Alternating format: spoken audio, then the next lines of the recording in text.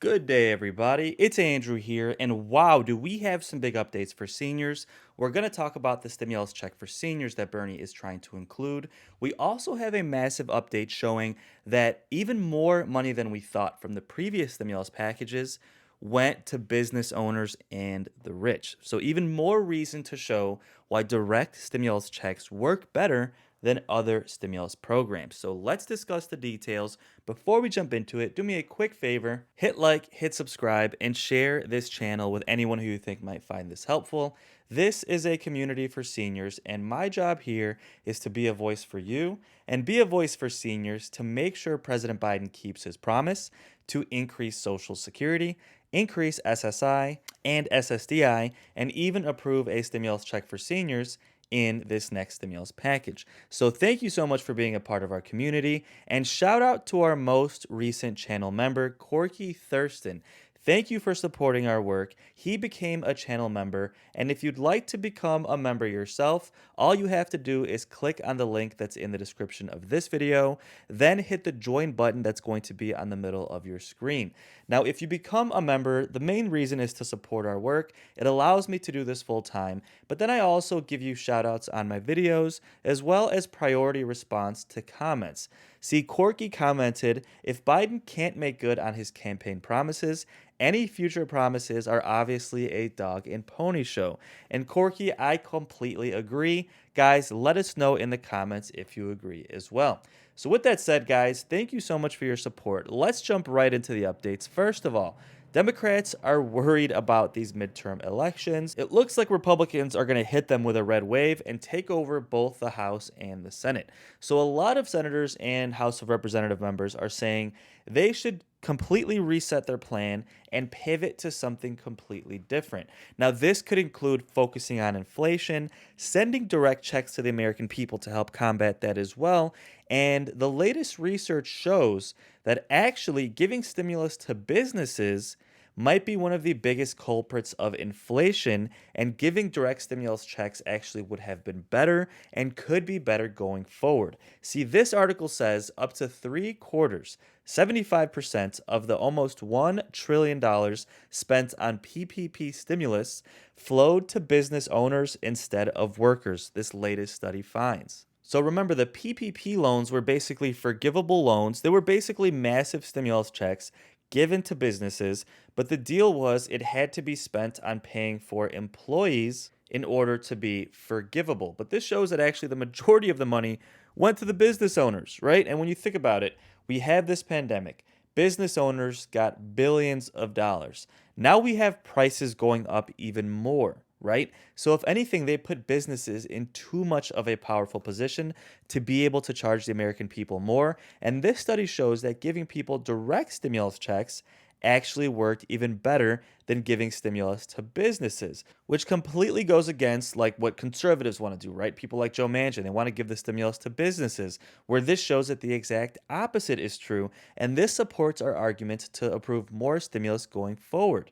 See, this article says other pandemic programs had less regressive distributions. Stimulus checks were close to uniform in dollar terms across the four lower income quintiles, while pandemic unemployment insurance benefits went to both the upper and lower tails of the household income distribution. And this says the benefits of the landmark Small Business Relief Stimulus Program, designed at the height of the pandemic, mostly went to business owners rather than workers, a study from leading economists finds. The PPP was initially signed into law by President Donald Trump in April 2020, and President Joe Biden signed an extension in March of 2021.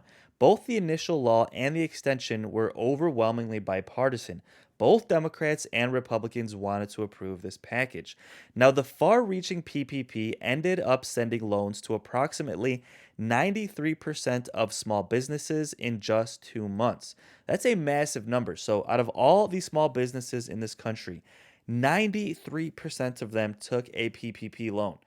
It's basically every single small business took a PPP loan, and the majority of that money, instead of going to the employees, went to the small businesses themselves. Now, the end result was that the program did preserve up to 3 million jobs, but as the pandemic quickly opened up 6 months later, that benefit was really temporary. And it's estimated that per job saved, it was between $170,000 and $257,000. So think about it. For this money to be going to the employees, every employee should have received about between 170 and $257,000. Do you guys think that these employees received that much money? No.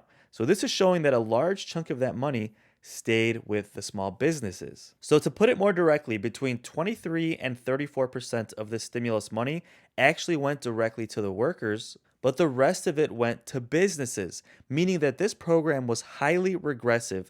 And on top of that, most of this money that went to the actual workers actually went to the wealthier workers as well, with 75% of that money going to the top 25% of household income, right?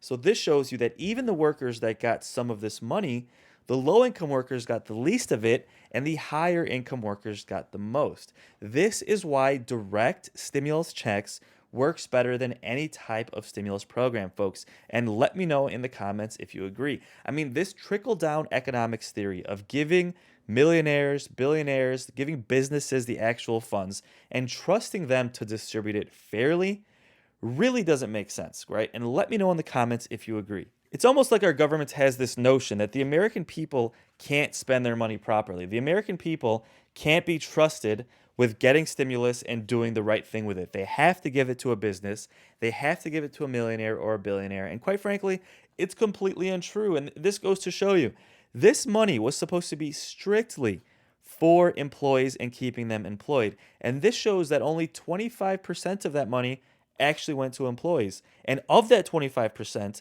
the majority of it went to high income workers.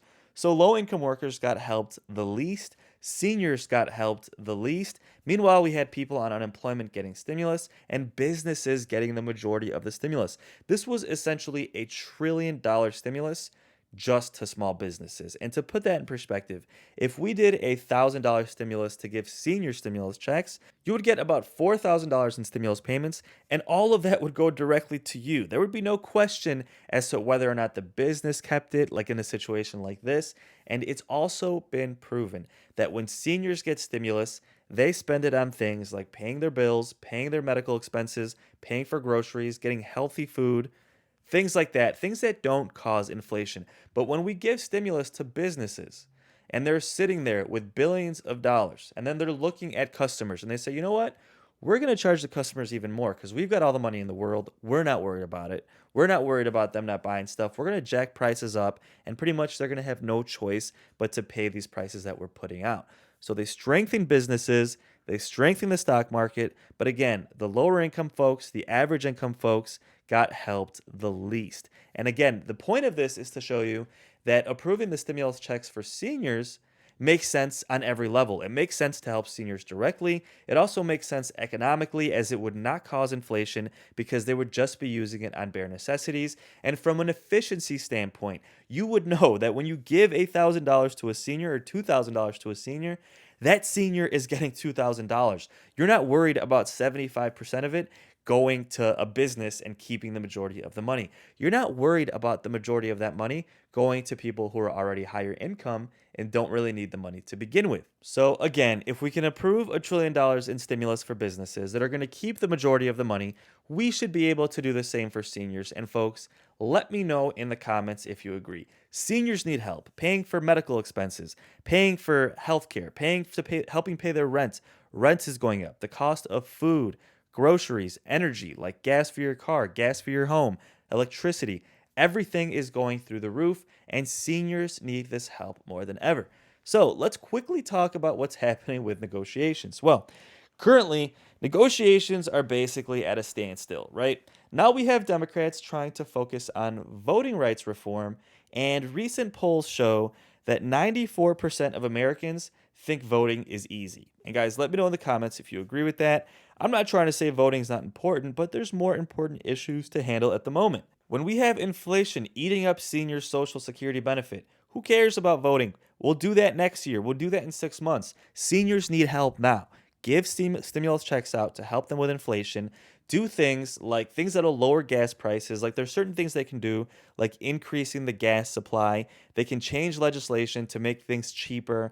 They can create programs like have the National Guard help with the supply chain issues. They could be doing a much better job focusing on stimulus, but instead, and focusing on inflation, but instead they're focusing on things like voting rights, which again, it's important, but there's a time and a place, folks. And let me know in the comments if you agree. This is where Democrats are in quite a pickle. Historically, the sitting president's party always loses control of at least one chamber in the midterms, and this is looking like no exception. If anything, it's looking like a red wave, and for half of my viewers, that's a great thing. Half of you guys vote Republican, half of you guys vote Democrat. That's kind of what I've seen in my comments. But whether you vote Republican or Democrat, the point is here that if you want more stimulus, Democrats are more likely to do that. Now, at this point, it doesn't look like either side's too likely, right? We're frustrated, things are taking too long. But if President Biden loses control of either chamber, he's going to be a sitting duck for the most part for his last 2 years, and basically nothing's going to get done. There'll be some bipartisan work, but the chances of stimulus will basically go down to zero. And that's in November when those elections take place, and the new Congress would come into office in January of 2023. So now Democrats are saying that they should be hitting a reset button and changing their perspective here. And in my opinion, what they should be doing is focusing 100% on inflation, doing what they can to lower prices through legislation, through enacting the National Guard, and also declaring a state of emergency, right? Which unlocks certain executive privileges and essentially declare a state of emergency due to inflation, and then use that state of emergency to use executive action to approve more direct stimulus for the American people. Give those who are lower income another $1,000 to $2,000 stimulus check just to help combat inflation. Because again, if you give folks with low income a stimulus check, it's not going to cause inflation, right? You're not going to go and buy a Lamborghini or a Mercedes. You're going to pay your bills. You're going to put food on the table. You're just going to have a little bit of peace of mind that you know that you have money to cover your bills for the next couple of months. So Democrats are looking at reframing and hitting a reset button on their campaigns, maybe focusing on inflation.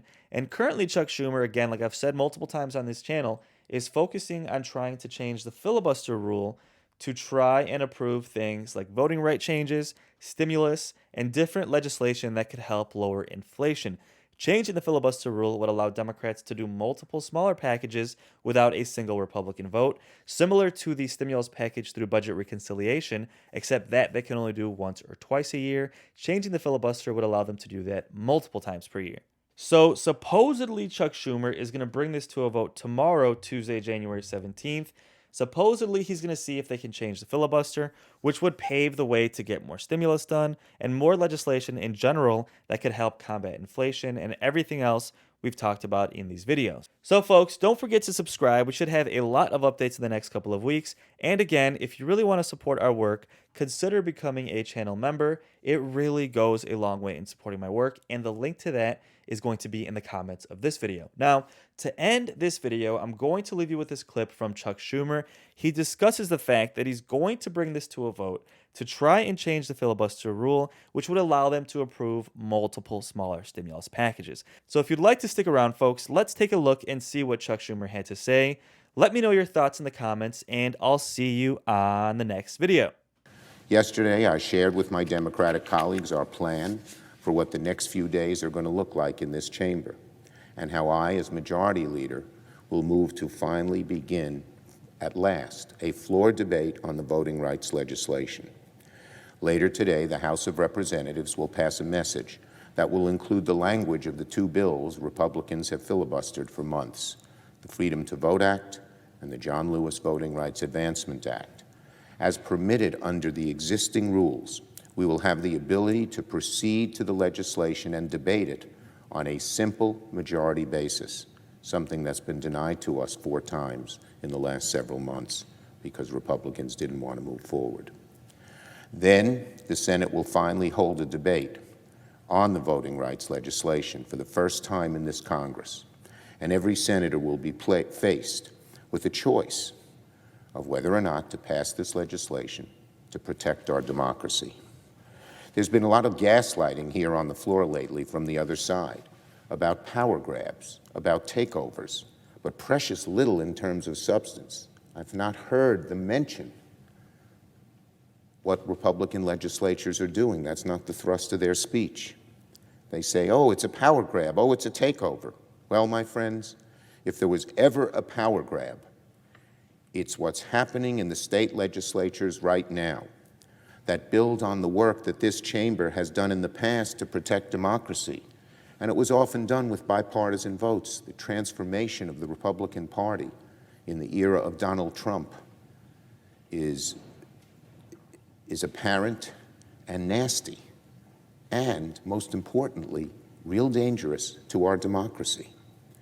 The basic standards, they set, these laws set basic standards for all American citizens to vote safely and vote securely while protecting elections from attempts at subversion. What is wrong with that? How is that a power grab to allow people to vote? It's the people who should have the power, not politicians in state legislative bodies to take it away. The bill also fights against the power of big money that has cascaded into our system, and so much of it now being used to try and intimidate legislators, senators, congressmen from preserving this right to vote. And the bill ends partisan gerrymandering. We've all seen situations, the legislature of Wisconsin, the state assembly, where 53% of the people voted for Democratic legislators in 2020. Democrats have tried for months, to convince our Republican colleagues to join us on a bipartisan basis to begin debate on these bills, to no avail. We presented these reasonable, common-sense proposals, as I said, many of which had been voted on by Republicans in the past. We presented them on the floor in June, August, October, and November. Each time, I promised my Republican colleagues they'd have the opportunity to voice their concerns and offer germane amendments. I wouldn't limit the amendments, the germane amendments that they wish to offer. We have lobbied Republicans privately and tried to engage them in both the Senate Rules Committee and the Senate Judiciary Committee. Every step of the way, we have been met with near total resistance. To date, none of our efforts have produced any meaningful engagement from the other side of the aisle. But, Madam President, members of this chamber were elected to debate and to vote, particularly on an issue as vital to the beating heart of our democracy as this. I have said for months that just because Republicans have refused to work with us to protect voting rights does not mean Democrats would stop working to move forward on our own. The matter is simply too important. It is the wellspring of our democracy, the right by which all other rights are secured.